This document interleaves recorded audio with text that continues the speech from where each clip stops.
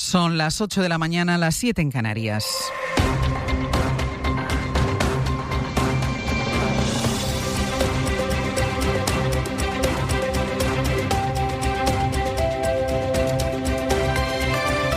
En la cadena SER,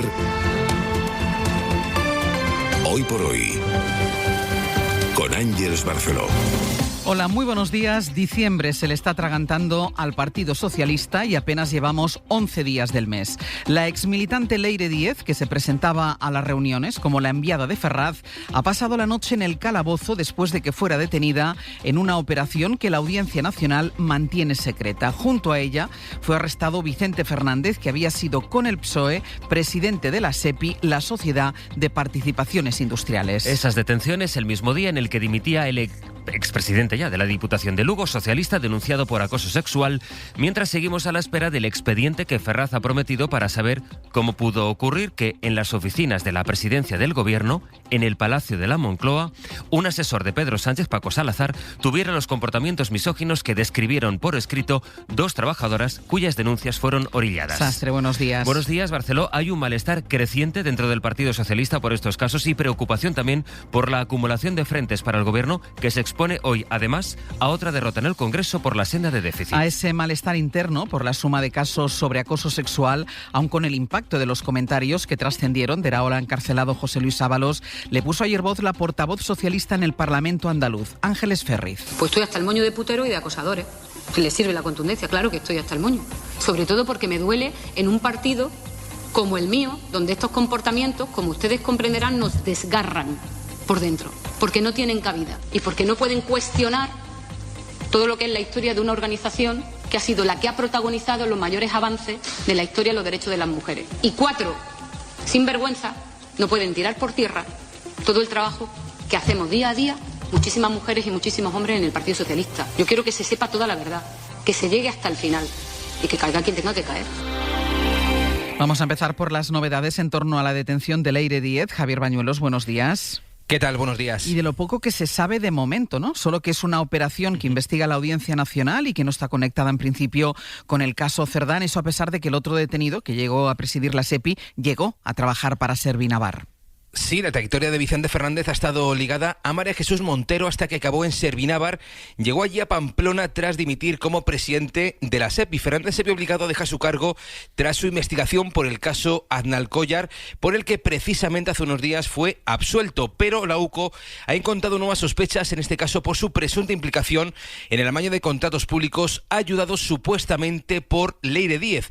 Los dos coincidieron en la SEPI cuando la exmilitante socialista trabajó en la empresa nacional del uranio en USA, que dependía directamente de la Sociedad de Participaciones Industriales. El hermetismo en investigación es absoluto, pero fuentes de la investigación sí remarcan al ser que estamos ante un caso nuevo ajeno a la trama Cerdán. En este caso nos aseguran vinculado a delitos de fraude, falsedad documental, malversación, tráfico de influencias y prevaricación. Una operación que sigue abierta, de hecho no se descartan nuevas detenciones. Javi, gracias.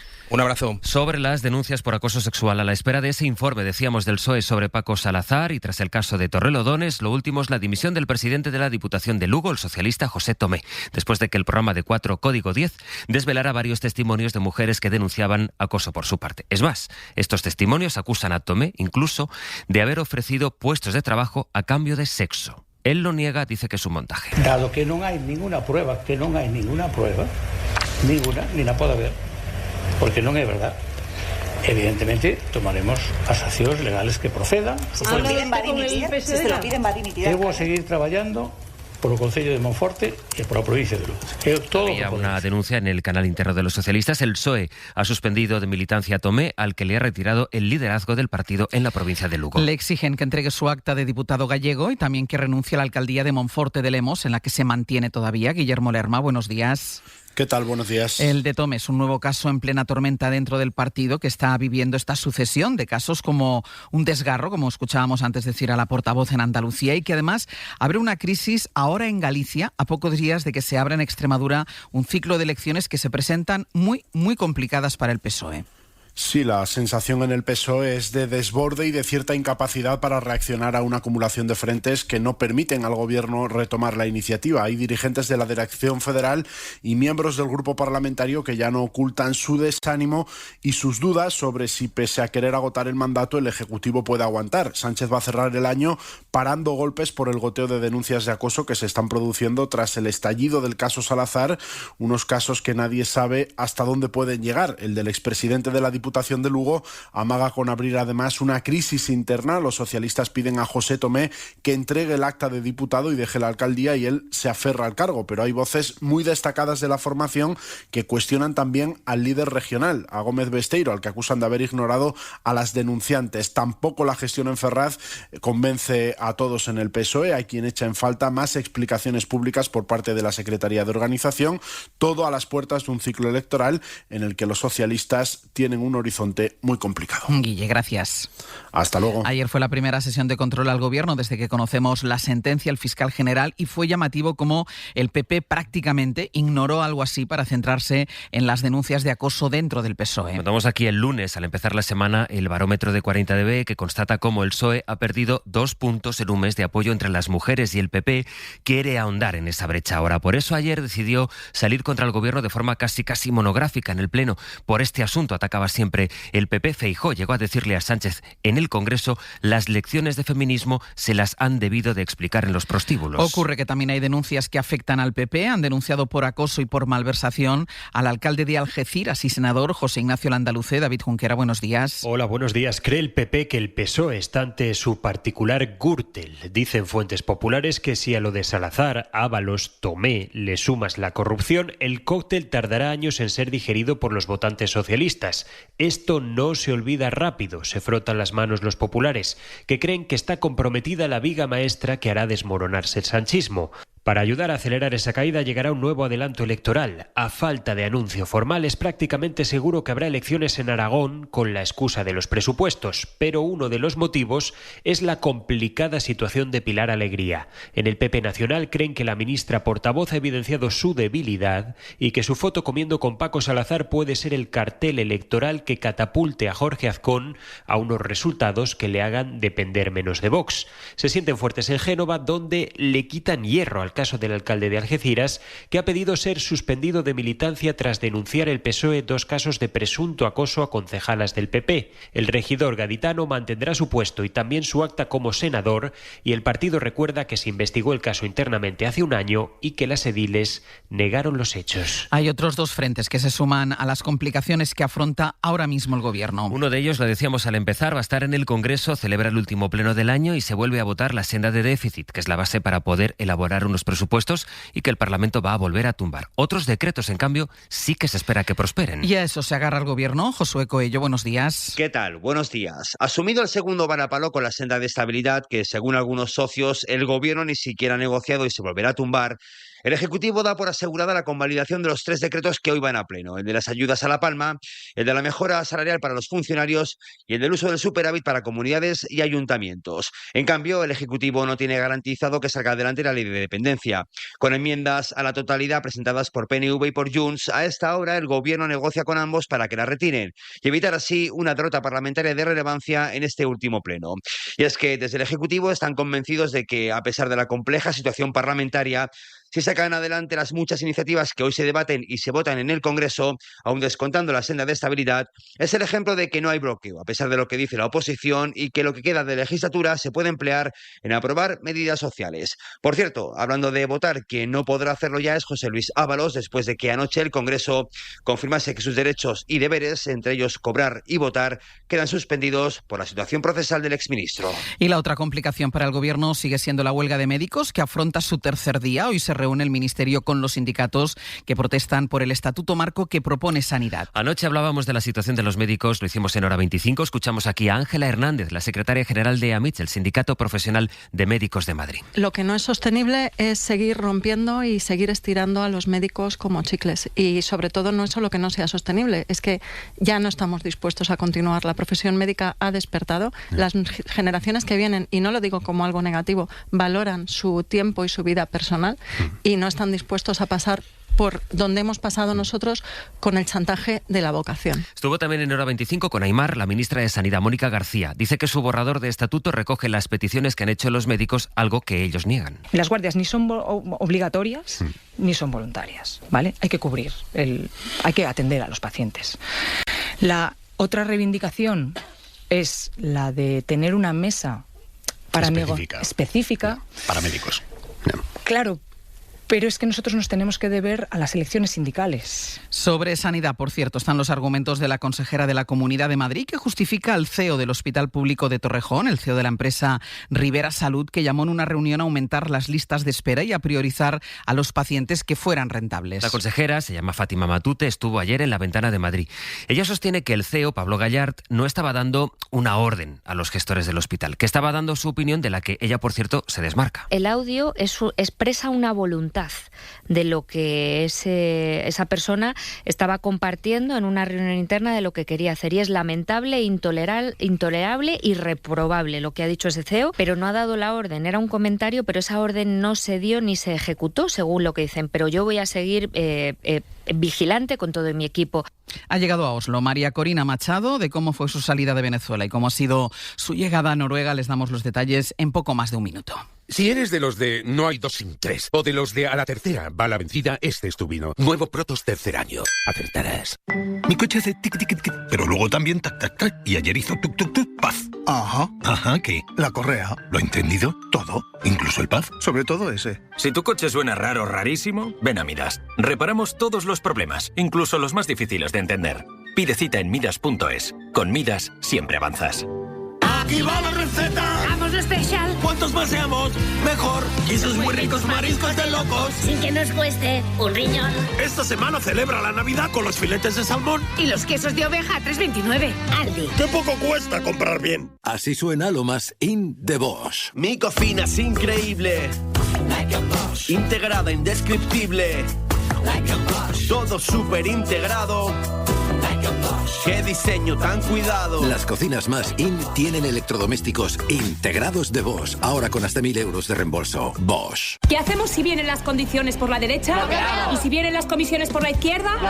Poder elegir es tu poder. Elige la cuenta online Sabadell, que te da un 2,5% TAE, 2,5% TIN hasta 50.000 euros de saldo y 400 euros por traer tu nómina y Bizum. Solo hasta el 7 de enero. Es decir, te puedes llevar hasta 1.650 euros el primer año. Infórmate y hazte cliente en bancosabadell.com. Esta cuenta tiene un indicador de riesgo 1 verde sobre 6. Banco Sabadell está adherido al Fondo Español de Garantía de Depósitos, que garantiza 100.000 euros por depositante. Liquidación mensual. En la cadena SER, Hoy por Hoy, con Ángeles Barceló.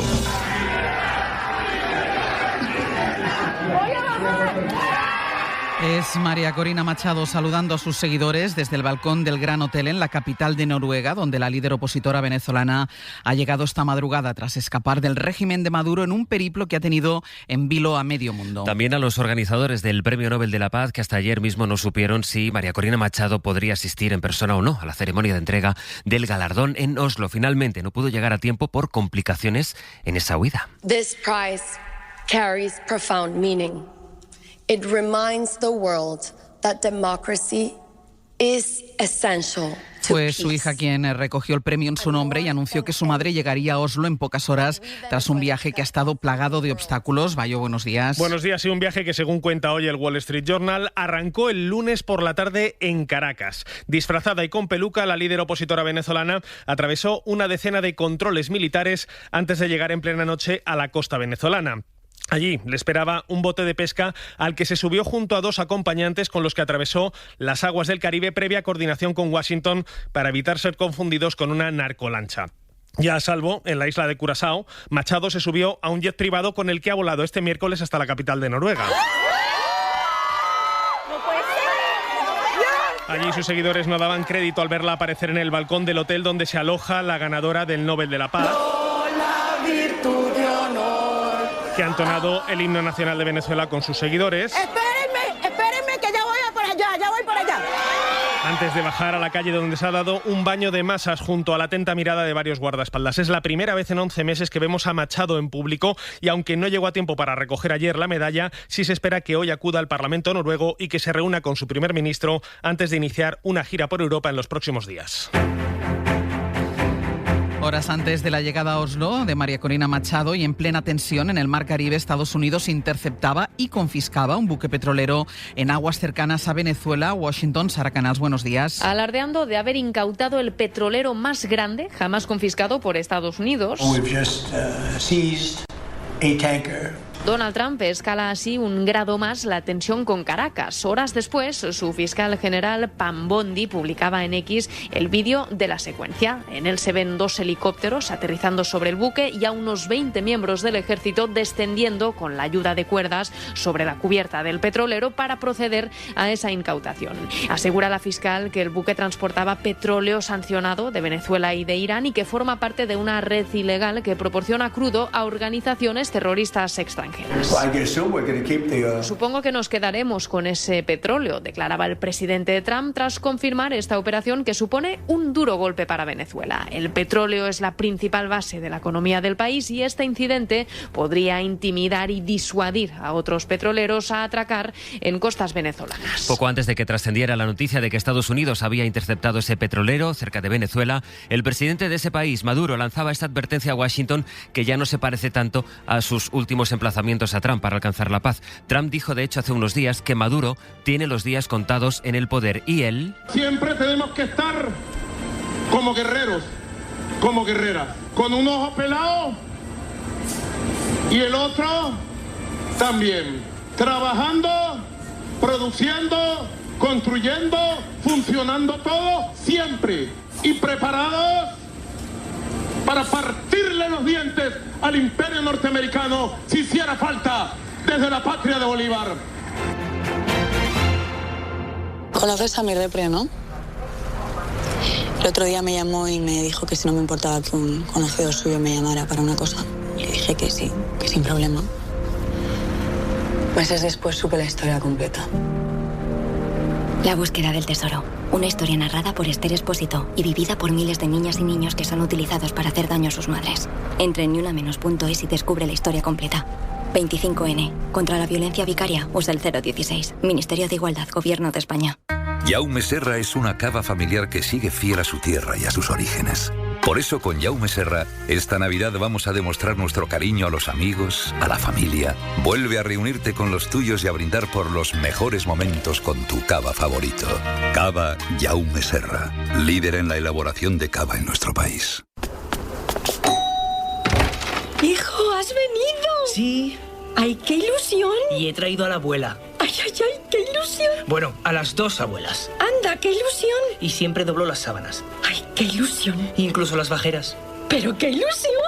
Esta Navidad viene con un extra de ilusión. El 1 de enero cupón extra de Navidad de la ONCE, con 90 premios de 400.000 euros por solo 10 euros. ONCE, ahora y siempre bien jugado. Juega responsablemente y solo si eres mayor de edad. Si lo que necesitas es preparar la mejor Navidad junto a los tuyos, empieza por la mesa. Un buen jamón de cebo ibérico, un exquisito rape o un delicioso panetone se disfrutan más en buena compañía. Y es que compartir es la esencia de la Navidad.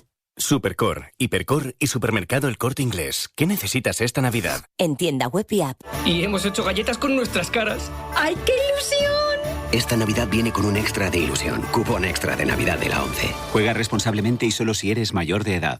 Hoy por hoy. Ángeles Barceló. Los sindicatos rechazan la propuesta que ha hecho la patronal para que el salario mínimo interprofesional suba solo 1,5 puntos, muy por debajo de cómo han subido los precios. Jordi Fábrega. De ridícula han calificado desde los sindicatos la propuesta de subida del salario mínimo que ha puesto sobre la mesa la patronal. Una subida que contempla un incremento del 1,5% y que está muy alejada del 7,5% que proponen los sindicatos. Unai Sordo, secretario general de Comisiones Obreras. A mí la propuesta de la COE me parece ridícula ridícula, una propuesta de subida del salario mínimo interprofesional que está incluso por debajo de la inflación, sinceramente creo que no se puede ni contemplar. La patronal defiende su propuesta y recuerda que cada punto que suba el salario mínimo supone un incremento de coste para las empresas de 575 millones de euros. El Ministerio de Trabajo está a la espera de presentar en las próximas semanas el informe del comité de expertos que tendrán que presentar una horquilla de subida del salario mínimo de cara al año que viene. Pues precisamente El País cuenta esta mañana cuál es esa propuesta que hacen los expertos. Implica una subida que está entre el 3,1 y el 4,7%. Es decir, que el SMI suba al menos 37 euros brutos al mes si no tributa, como hasta ahora en el IRPF, y estos expertos, en cambio, plantean que la subida sea de 56 euros brutos al mes si el SMI sí aporta al impuesto de la renta. Y en 10 minutos el abierto. Esta mañana compartimos análisis con Ignacio Escolar, Javier Aroca y el director de información de Servimedia, Pablo Iglesias. Así llegamos a las 8:20 de la mañana, a las 7:20 en Canarias.